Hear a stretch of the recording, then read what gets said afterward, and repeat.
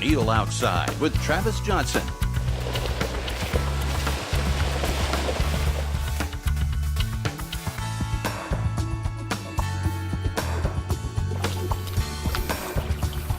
Oh, give me 5 days down, man. Oh. He gave me too pretty a shot. I couldn't pass it up. CVA 50 caliber MR.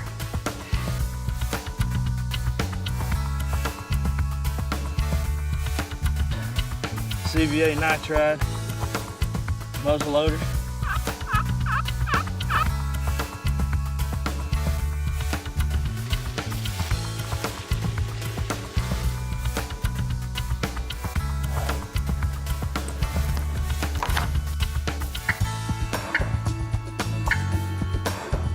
O'Neill Outside with Travis Johnson is presented each week by CVA.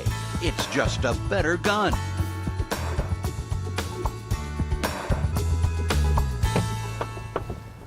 All right, guys, guess what? I'm back out here with my buddies at Rush Creek Guide Service. This time, we're going after antelope. They got some beautiful bucks. We rode around a little bit last night. It's a little too dark to show you, but we found a couple. We know there's some good bucks here. I got the rifle. I'm gonna get it out, get it ready. I've also got my bow in the truck. They're rutting real hard. We saw it last night. If we find one rutting real good that we can get on, then we might try to sneak up behind a decoy with a bow. So who knows what's gonna happen. We got plenty of ground to cover, lots of animals. And you know, every time I come to Texas, what I say, Texas is a target-rich environment, so we're gonna have a lot of fun. Stick around.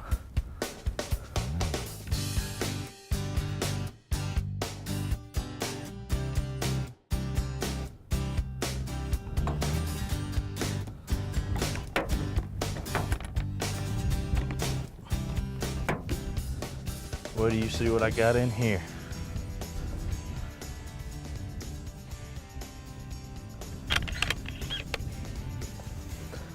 Well, here's our first group. There's a bunch of antelope out there. Now when you hunt out here, basically the goal is to ride around in the truck, cover as much ground as possible, because you find them this way. Well, you may say, well, you're riding around in the truck, you're just going, I can't shoot that far. And I got to figure out how to get to them from here with little to no cover. So the work begins after you find them.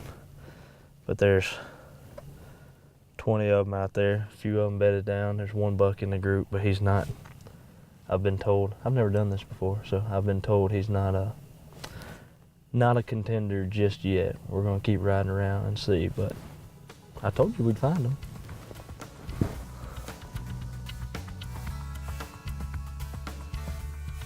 And actually there's 2 bucks out there. O'Neill Outside with Travis Johnson, brought to you by Conus Optics, the Whitetail Institute of North America, Bill Jordan's Real Tree Camo, the Furminator, Enforcer Fire Aid 2000, Bojangles, and your local Toyota dealer.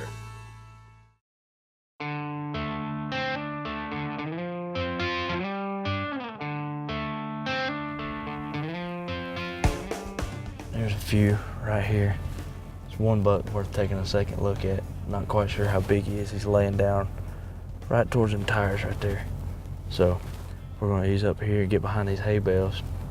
Let's see if we can't get a better look at him.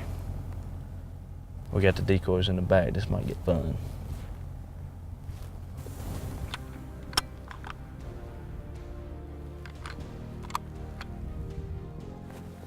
All right, these antelope are right on the other side of these hay bales. So we'll sneak around behind this. And hopefully we won't spook him. We can get a chance to look at him real good.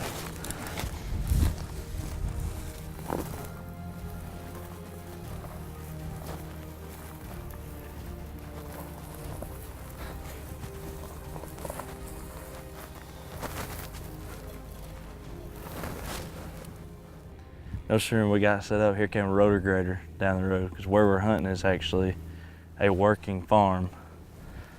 And that's what makes it so good for these antelope, because we got all these planted fields and everything else. And well, Farmer just didn't know we were out here hunting today, I guess.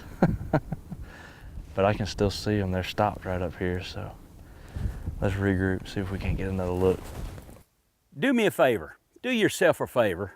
Take a moment sometime soon. Visit o'neilloutside.com. Right there on the home page is a little list right on the front that says the online store. My good friends and I have put together quite a lineup of outdoor gear. O'Neill Outside branded t-shirts and hoodies and all that, but more than that. It's great gear, great prices, good discounts, prompt delivery. Take a look at the O'Neill Outside with Travis Johnson online store. It's worth your time, and I would appreciate you doing that. I don't make any money, but trying to provide a service. Well, guys, we did a good bit of riding around yesterday. We saw some smaller ones. Didn't see anything that was worth going after, right then. But we know there's antelope here. It was just a matter of time before we find one. Mark's got me over here. We're looking at some new ground. I'm telling you, if you come and hunt Rush Creek, there's no shortage of ground to look at, so there's plenty of opportunity. And we got another field just real similar to the ones we were looking at yesterday right here behind us. In the past, it's produced some really nice antelope. So we're gonna get in there and check it out and see if we can't find one. So y'all hang with me and wish me luck. Day 2, we got 3 more days in the season, so we got a little bit of time, but not a whole lot.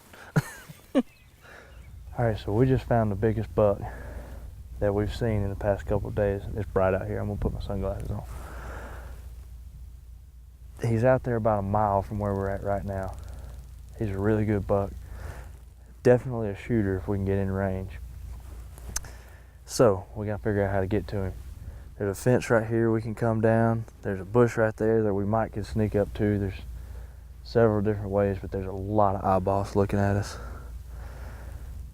I think probably the best play right now. We're gonna hang out here for a few minutes, see what they do. I noticed a couple of them are starting to bed down. If they can get bedded down, maybe we can get over this hill enough where we can hide the truck. We'll get out with a decoy, come over, and hopefully him with his does, he sees another buck coming in there, he might charge us. And that means he'll run up there real close, and that'll be real cool for y'all to watch. So hang tight with me a few more minutes. Hopefully we're gonna show you an antelope up close.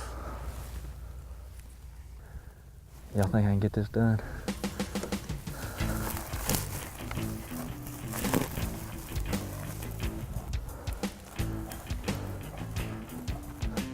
Farthest to the left, looking straight at us. And I'm new to all this, so I had no idea what could happen. What's that? 400 yards? 500?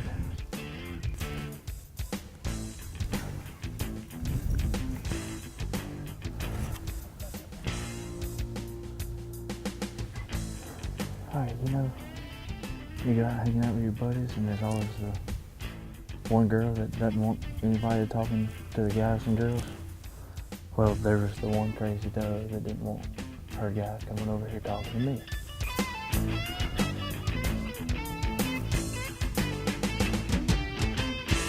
And they broke across this field. We don't know where they're gonna go.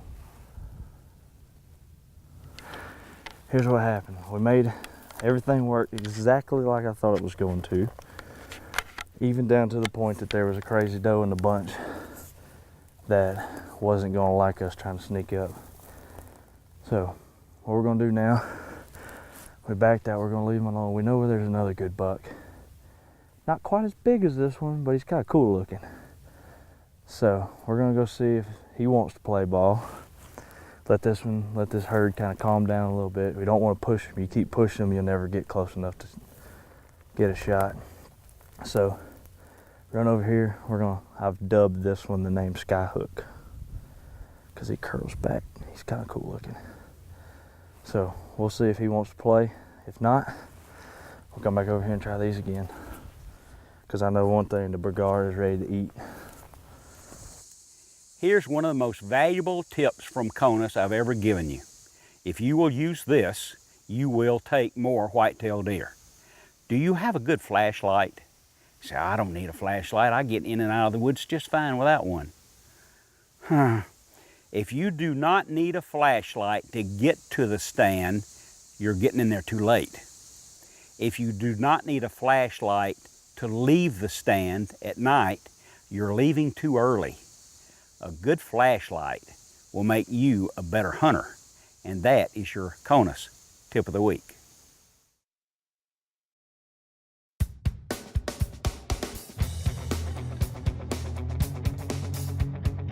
Today on O'Neill Outside, you're watching Travis Johnson and Mark Scroggins shoot billy goats. Well, sorry, they're not billy goats.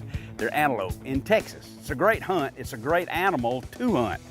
But you won't ever see Mark, although he's the brains behind where to hunt, when to hunt, how to hunt, and all those things. Travis is just a stand-byer.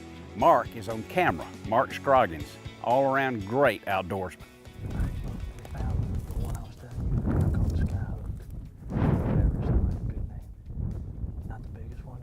Good curl on him. He's bedded down with one doe. We're hid behind a hill. It can't get no better than this. When we pop over this hill, we should be right on top of him. Good shot, less than 150 yards. Shouldn't be a problem. But I've said that before.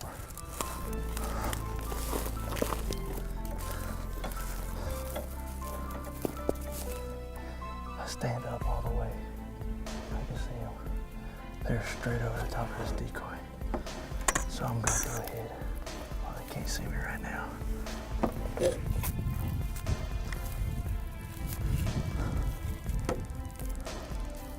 Just set up just a little bit better. Alright. Y'all ready for this?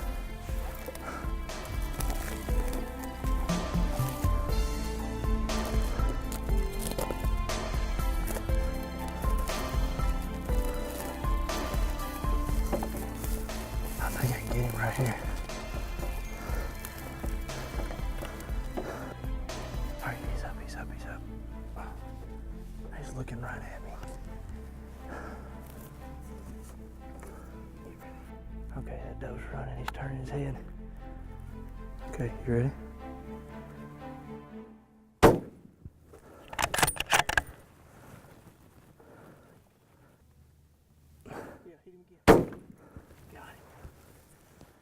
Oh, Mark, golly.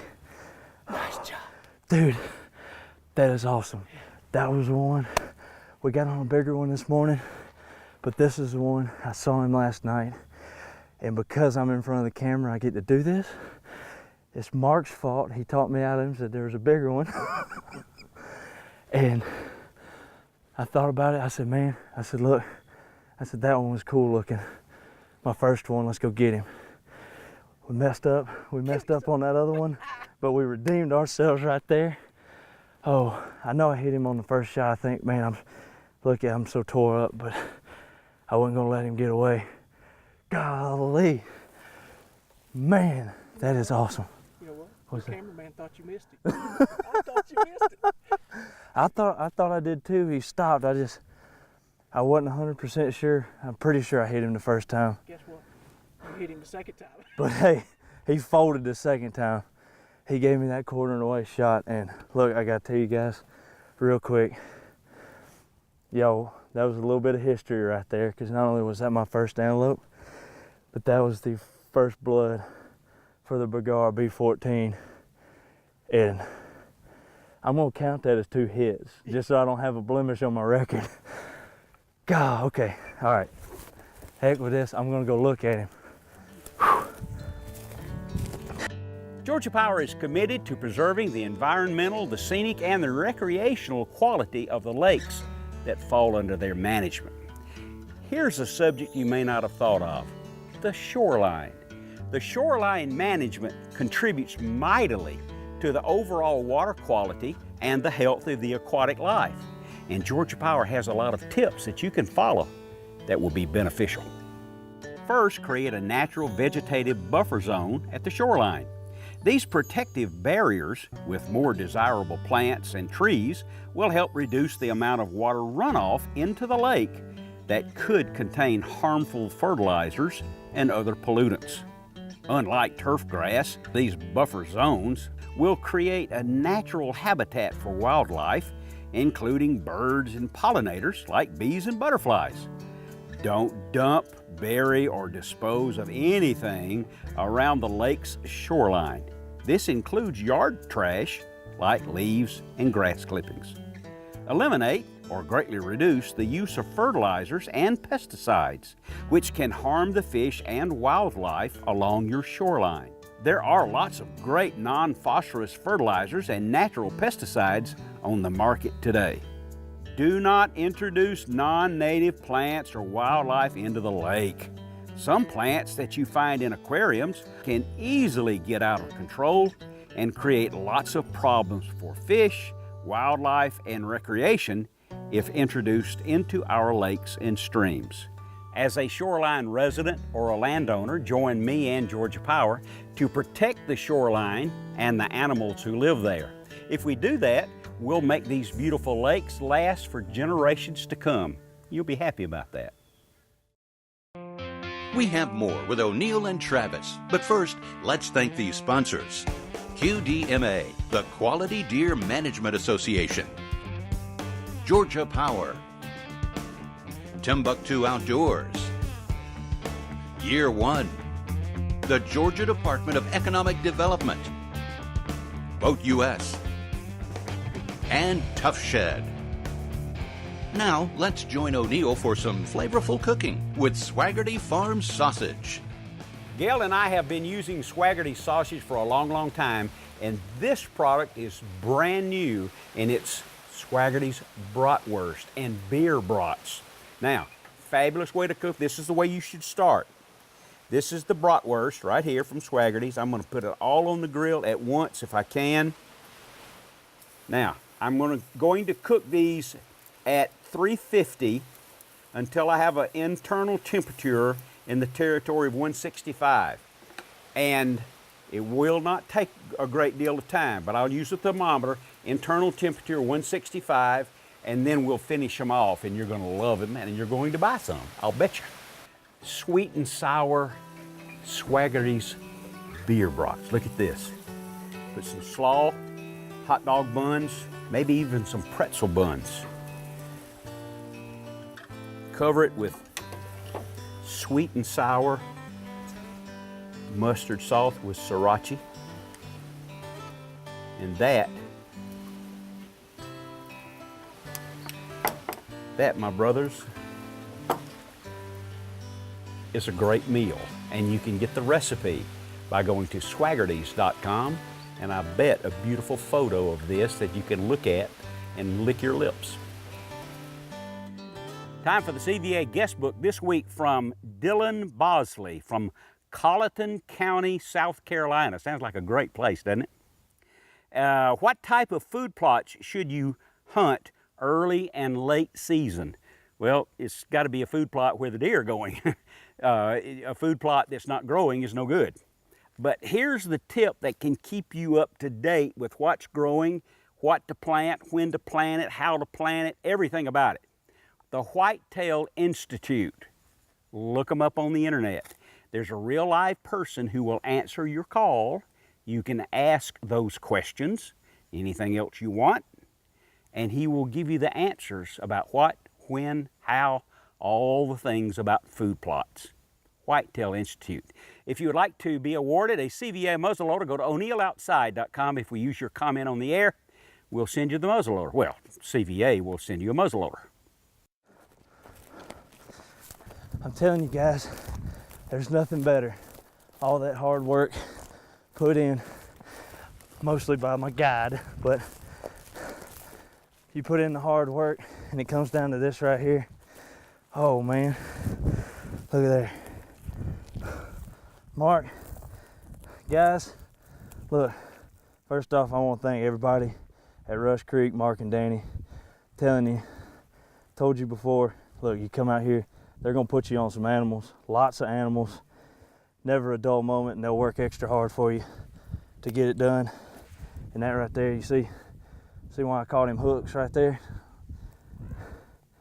Look at that. Curls almost all the way down, beautiful curl, beautiful antelope. the Bergara 270 B14, got it done.